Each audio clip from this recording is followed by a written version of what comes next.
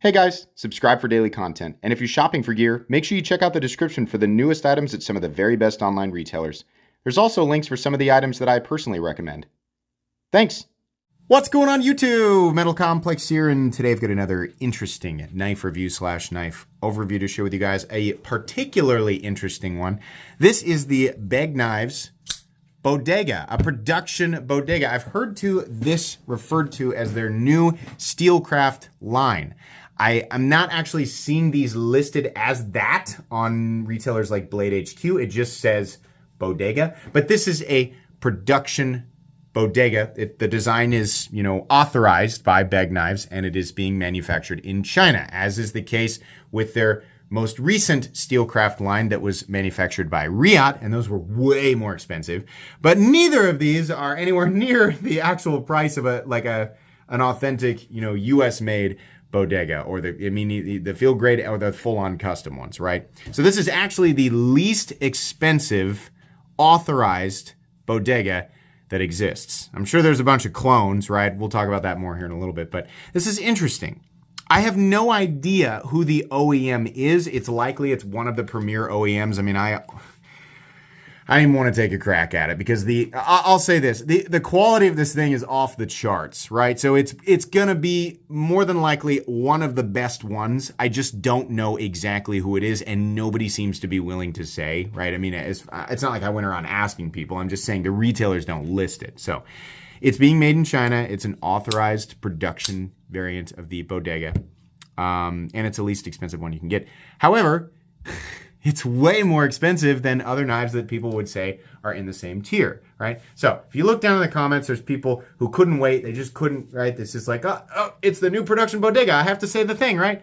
Yeah, I agree.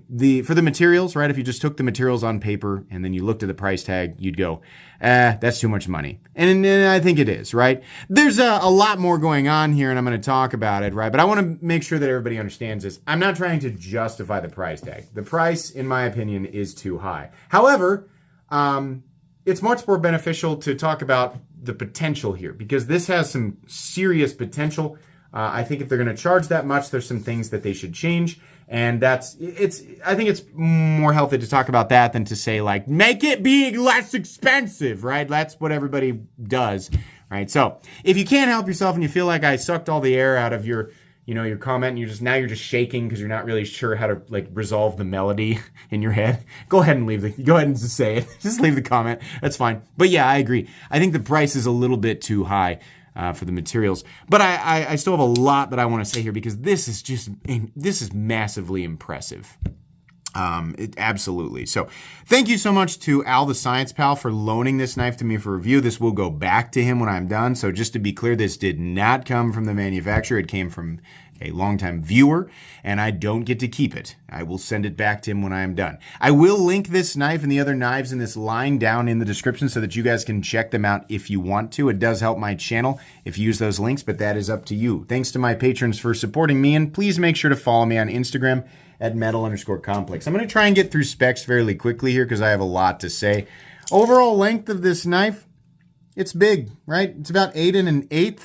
Blade length is coming in at 3.5 inches. Cutting edge is also coming in at 3.5 inches.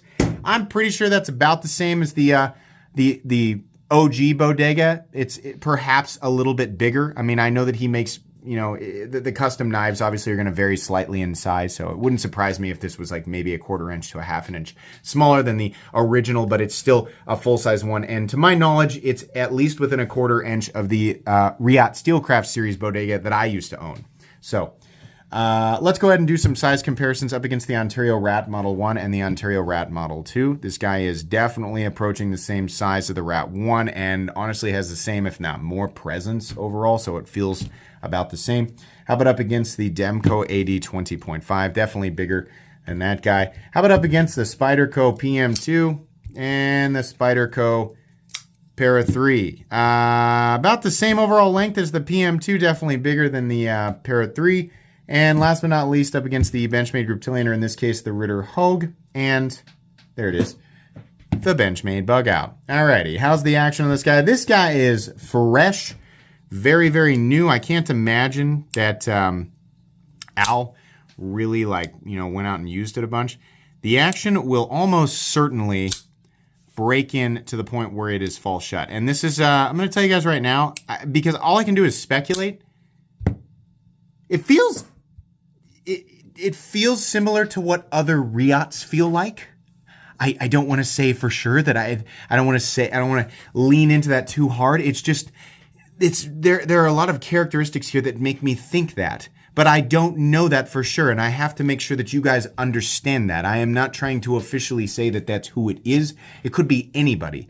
It just has that, let me say this without putting names on anything.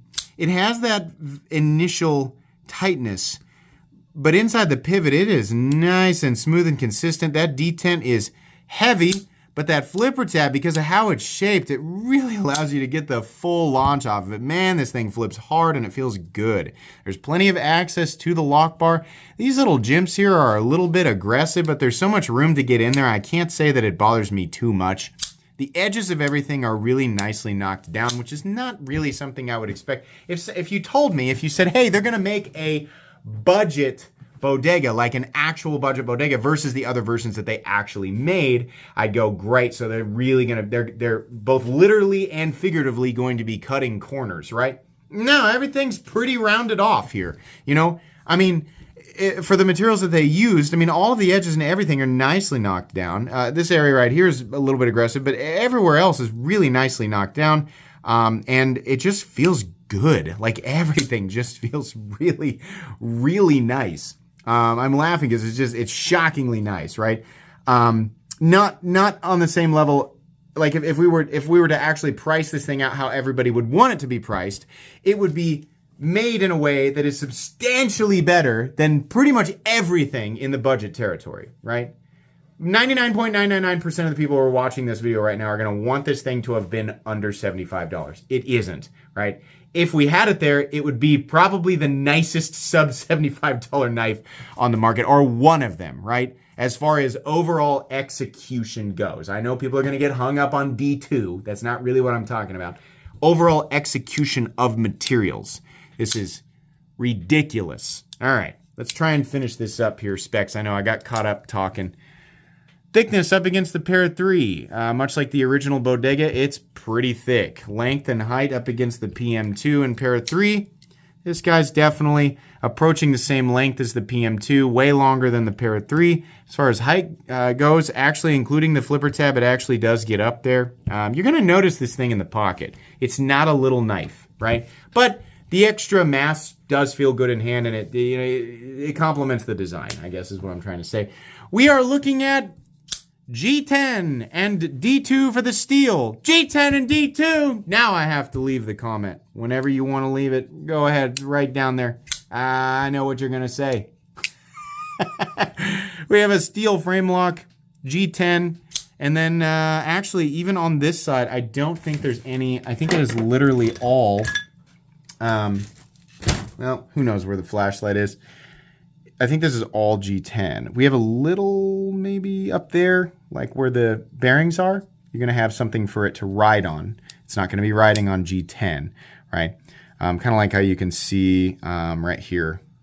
Can we see on this side? You can see there's a little bit of extra steel there, but on this side, you're going to have a smaller area for the bearings to actually run on something. So we have a steel frame lock that is not at all the same as a regular steel frame lock. I mean, looking at this, you know, this is a completely different setup and obviously costs more money to do, right? Again, not trying to justify that price tag because I do agree that it's overpriced. But then again, there's a lot more going on here. We have satin finished D2 blade with almost what looks like hand rub satin finish on the flats here, but that's more than likely done by machine. Weight. It's going to be heavy. I'm going to guess this weighs over 5 ounces. I'm going to say it weighs 5 1/4. That's my guess. Nope, even more than that. 5 3/4. Pretty heavy, right? You're going to be dedicating to a lot of knife. But if you've been carrying around knives like an XM18 or something similar, right, then maybe not so much. This guy is butt heavy, but not as crazy as I thought it would be. The balance is actually right here, which is only slightly behind where your index finger is going to be in the primary position. Obviously, you can choke up, but you're going to notice the weight and you're going to notice the bulk unless you've been carrying knives of similar size. How about a hardware check? Holy moly, look at all those screws. Let me get out my tools. As per usual, my tools are very inexpensive and very recommendable. You can find them right down in the section of my description that talks about the tools on this channel. By the way, if somebody finds out who the actual OEM is, if you know for sure, then you absolutely share it with everybody in the comments. You're probably watching this a few weeks after I record it, so maybe by that time the information will have come out. But as of right now, I haven't been able to find anything from anyone explaining, who the OEM is. We have a T8 pivot, and then we have a whole bunch of T6 screws. This is the way the original Bodega was, if I'm not mistaken. Maybe I'm wrong, but I believe it was the same way. We have 5 T6 screws on this side and 5 on this side. Now, part of that is because of how this thing attaches here. Is there a better way to have done that? Maybe. I don't know. Like without all the screws, maybe, but it isn't, right? So you're going to have 10 body screws and 2 pocket clip screws. Not the end of the world. You can still take it apart. It's just a lot of T6 hardware. So it is what it is. Obviously, if it was me redesigning this knife, I wouldn't have anywhere near the same number of screws, but you have to account for this thing. So it's going to have extra screws either way, right? Would have been nicer to just have 1 on each side here, the titanium, and then 2 screws here for the steel. I think that probably would have been enough, and then 2 screws on this side. So bringing it down to 6, and obviously I would have preferred T8 hardware, but what are you going to do, right? As long as you have quality tools and a place to put your hardware, you should be good to go. Let's go ahead and measure blade stock thickness real quick. So blade stock thickness is coming in at, okay, not insane, 140, probably 140 thousandths. Similar to the PM2. All right, meat and potatoes time. For anybody, this is all the further that some people are going to have to watch this review, right? Because I always say, make the decision for yourself. It's your money, right? Do what you want to do. For anybody who has ever lusted over the Bodega, if you've just been like, man, the Bodega is like my ultra premium grail, I would love to own that. But there's just no way. Either I'm not going to be able to budget to buy one, or I'm not going to be able to find one, even to, if I could save the money, I'm not going to be able to find one, right? Those are reasonable, reasons to not buy one. Or I love the knife, I just personally can't justify spending that much money. Okay, fine. Steelcraft series, same thing. Some people have reservations about spending more than, just even $100 on a knife or $200 on a knife. Steelcraft series, when they were out, I think the least expensive ones were still like $350, $375. I want to say the Bodegas, the titanium ones, were closer to $400, maybe a little more. I honestly can't remember. That was years ago, right? Even then, those are hard to find. Those are gone, right? It's been a long time. I'd like to have mine back, but I don't know. The detent on these is actually better than the Steelcraft series one, funny enough. So, for those people specifically, this is the least expensive the Bodega has ever been. If you've ever just wanted to experience the Bodega for as little money as possible without having to buy a clone, because as we all know, that's the slimiest thing you can do. And I know I got people watching my channel who are like, well, I buy clones and I'm not a slimy person. Sorry. I kind of think that's a slimy move. I would much rather pay substantially more money for the real thing, or at least an authorized design. Or, remember, it's 2023, choose from any of the billion other options that you have in the knife world that are actually original designs and not direct copies of the original, seeking to literally just leech money off of the original designer. Whenever I talk about this, people try to throw a million arguments at me. I'm sorry. You're not going to change my mind. My voice is louder than yours. I know that sounds really nose in the air and pompous, but it is. And I'm going to keep telling people that I think it's not okay to do. I think that you should support the original designer in any way that you can, or don't buy the design at all and choose from the million other options that you have in the knife world. There's simply no excuse to buy a clone. I have to assume that that's part of the reason why they did this. It's probably because they've been cloning this thing, right? And people buy them, right? I just think they went overboard on the price tag. But the fact is that this is ridiculously high quality. If you have lusted over the Bodega and you're just like wanting to, this is like, holy moly. It's really like all of the premiumness. I mean, you're not going to really get that full-on custom Bodega feel. It's all of the premiumness that you would expect in 2023, right?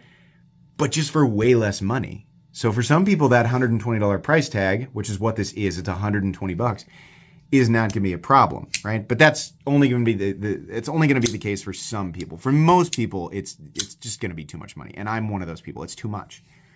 The G10 is beautifully machined. The texturing looks awesome, right? They captured that cool sort of teardrop pivot. It's not really a pivot collar, but just how they do it around the, around the pivot. The actual seating of the hardware is so perfect, right? The line around the texturing is beautiful. It's not like there's even sharp edges on all of these little areas where the G10 could have been kind of ugly. Everything's been knocked down the right way. What I think is great is they captured that super comfortable choke-up position that I really miss about my Steelcraft Series Riat Bodega. This is an incredibly comfortable and ergonomic knife. I really like it. You are running the risk of running your finger up on the edge, but this is really comfortable because of how these areas are knocked down on the flipper tab, right? The standard grip is nowhere near as comfortable as the choked up grip, and that's just because you're grabbing onto this area you're getting here, and that pocket clip, I can feel it. It's not the worst hotspot in the world, but that ball bearing thing sticks up, and you guys know how I feel about those clips. I don't really like them, right? I really wish that they had some jimping here, but they don't. I'm almost certain they had jimping on the Riat ones, but maybe I'm wrong. Maybe I just don't remember, right? Love the blade. Just like, that's the Bodega blade, right? There's a lot of other blades that have holes in them, right? A lot of people say maybe that reminds you of Microtech or whatever. To me, this is the Bodega blade, right? There's nothing ever, I've never seen anything else exactly like it, right? I'd be able to pick this out every time as the Bodega blade. I love the fuller. I love the kind of small then large and small and large holes, right? The flat here that carries out a bit, and then you got the big kind of harpoon swedge. Really nice satin finished edge, and it is hollow ground. So what we have here is a very thin cutting edge. This will be here's the thing. This really would make a fantastic, if you ever thought, I just want to EDC the Bodega, right? Holy crap, this will be great. It's an awesome EDC design, and you don't have to worry about carrying around a $1,000+ knife in your pocket, right? And D2 will work great for EDC, and the build quality is one that will, allow for or create for fantastic durability and longevity, right? This is a knife that can be used and, you can depend on it for years and years and years. It'll work just fine, right? Flipping action is so good. Man, it's just, bam, heavy, heavy flipper. No flaws in the edge, no flaws in the overall, just the general machining, fit and finish in general just looks great. It just says Begg Knives on one side. The other side, it doesn't say anything. Really nice. Edges up here, nicely knocked down on the spine of the blade. We got a lanyard hole because that's what the original had. The backspacer looks like the original Bodega backspacer. It's just all G10. And then we have this side, which is the frame lock. I think the original idea behind doing this was that if there was ever something wrong with the frame lock, he would only have to replace a piece of the frame instead of the entire frame. And of course, this has been remedied in recent years by I say recent years. It was remedied shortly after that, which was a long time ago. The Bodega came out a long time ago. This was, the Bodega was one of the first Jim Skelton videos that I watched. So, if that tells you, it's been a long time, right? So, shortly after that, they started putting steel lock bar inserts in frame locks, which meant that you didn't have to replace any part of the frame if there was something wrong with it. In most cases, you just pop the chip out, pop a new one in with different geometry or whatever, right? And you're good to go. But they continued, on with this, just because it's interesting, right? That the frame lock sort of wraps around and attaches to the backspacer here, and it just looks nice. And even if it's unnecessary, it certainly is, a lot of additional work that's kind of cool and pays homage to the original Bodega design, right? Which is what the people who are actually interested in this knife, that's the kind of details that they want to see. I think the people who are diehard Bodega fans would be really disappointed to find that they just covered this whole side with a scale and just threw a liner lock on there, right? Then at that point, it's like, it's not the Bodega though, right? So I think it's kind of cool that they went ahead and did it this way. And it, again, even though it actually doesn't serve that much of a purpose or you don't gain any additional utility from it, it is definitely it definitely does cost more money to do it this way versus like doing an inset liner or just like a full steel frame lock side, right? Had they done the whole thing as steel. There's just a lot of work in there. They even put another fuller in there, some more holes, right? The way that it attaches to everything. Not insane, right? It's not like, again, like like the price tag is really justified, but it does cost more money, right? But anyways, I forgot to talk about this, but you can absolutely reverse flick it, even with this having a heavier detent than I remember from the Riot Steelcraft series. You absolutely can use the fuller to reverse flick it, which is really cool. That's something I like. Very satisfying. The lockup percentage on this guy looks like maybe 50%, which is fine. What we got here, we can actually see the mark on the deal right there. Yeah, it's 50% or so. Rock solid. No blade play up, down, left to right. No lock stick, no double clutch. Well, is there though? Off the flipper tab there is. But if you let it drop to, well, I was going to say if you let it drop to the blade, then no, but you can't, right? Because you're still coming down to edge. So if you want this to drop to, well, I got it there though. Boy, it's freaking close. You really have to just barely catch it on the edge, right? It's kind of halfway between double clutch and not, which I believe is the same as all the other Bodega designs. But you can get it. No pivot lash. Very smooth and consistent in here. It's a little tight, but it'll break in, and you can see, I mean, it's just needing a little tiny bit of encouragement to go down into the closed position. Excellent detent. Just perfect. Very satisfying. And centered. Really nice. No detent lash either. $120 is too much money for this. Had they done 154 cm or 14C28N, people would have been much more receptive to it. I would have too. Now that's still out of the price zone, right? Even with 154 cm, right, which people typically accept as like a steel that belongs on slightly more expensive knives. I love 154 cm. I think I'd almost prefer 14C28N, but they're both very, very good. And viewed as, and they are. They're steels that cost more money to purchase and create, right? If you're a knife OEM, you're buying it from, I think it's Crucible, that it costs more money, right? And then creating it on Crucible's end is going to be more expensive than Ingot D2, which is what this is, right? So I don't want to, sitting here and speculating what this knife should have cost, I think is pointless. I don't want it in D2. I want exactly this, but with a different steel. And then charge me $120. 14T28N or 154 cm and charge me $120. I'd have been happy. I thought I think that would be really cool. I just want something that's a little bit more well-rounded, a little bit more premium in the steel department, right? D2 is going to hold a better edge than either of those steels. It's just not quite stainless, and it's a little harder to touch up and resharpen. But it'll be fine. But it would just, it's about feeling like you got your money's worth, and I get that. That's really going to be the main complaint with a lot of people. So, for diehard Bodega fans, are you going to be happy with this? Absolutely. You might as well go ahead and spend that $120. This is for you. You're going to love it. For everybody else, especially if you've never heard of the Bodega, no. It's too expensive. I would love to see them continue this line. I think it's I think changing the steel would help, right? It might be a little bit more expensive. They can't create as much markup, obviously, but we got to let them make markup. We got to let them make money for sure. That's part of it. You can't everything can't be a charity, but I would have liked to. I would have just been head over heels for this thing in 14C28N or 154. Honestly, maybe a number of other steels, right? Really nice, though. Exceptionally nice. This is the nicest G10 and D2 steel knife that I have ever handled on this channel. And I mean that. Out of everything that I've handled, believe me, I've handled a lot of stuff in that department. This is the nicest thing I've ever handled that's made out of G10, steel for the frame, and D2 for the blade. Hands down, the nicest thing I've ever handled. Still don't really want to pay $120 for it. So, really, really cool. I'm not going to be putting it in any playlists. It'll be interesting to see what else they do with this series of knives, but I think that's going to be pretty much it for me today. Cool. I'm glad I got an opportunity to take a look at it. It's neat. I'm going to link it down below anyway, right? Some people are definitely going to be wanting to check it out. Thanks again to Al for letting me look at this. Please make sure to follow me on Instagram at metal_complex. If you enjoyed this video, leave a like. If you'd like to check out my other content, I do, of course, have lots of videos of knives that are either expensive or inexpensive that I do or don't like, so check those out.